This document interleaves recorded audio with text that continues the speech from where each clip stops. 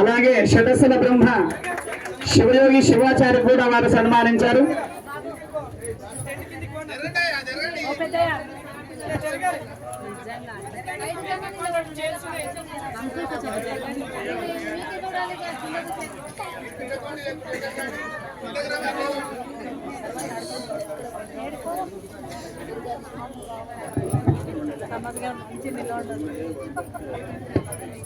చూడండి ఎంత గొప్ప దానులు, గుప్త దానులు. ఇంత దానం చేసినా కూడా చెప్పదంటుంటూ మాధవ వీరమల్లేశ గారు రామేశ్వరంలో చూడండి, కాశీ జంగవాడి మఠం ఉంది, రామేశ్వరంలో ఎవరు మాట్లాడద్దు స్వామి, రామేశ్వరం కూడా జంగంవాడి మఠం ఉంది.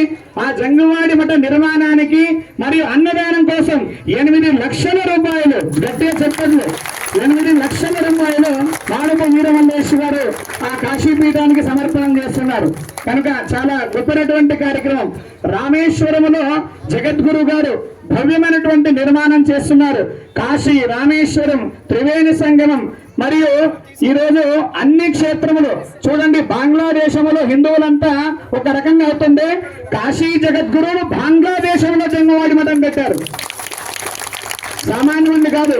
ఎన్నో కార్యక్రమాలు కాశీ జగద్గురు చంద్రశేఖర శివాచార్య మహాస్వాముల వారు నిర్వహిస్తున్నారు.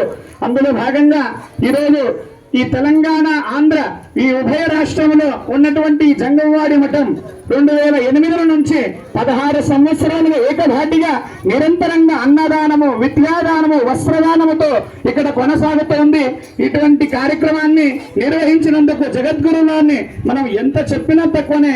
అటువంటి జగద్గురువులు మనకు దక్కడం మన సౌభాగ్యంగా ఈరోజు మనం అందరూ కూడా భావించాలి. సాక్షాత్ నడియాడే దేవుడు కాశీ జగద్గురువుల వారు.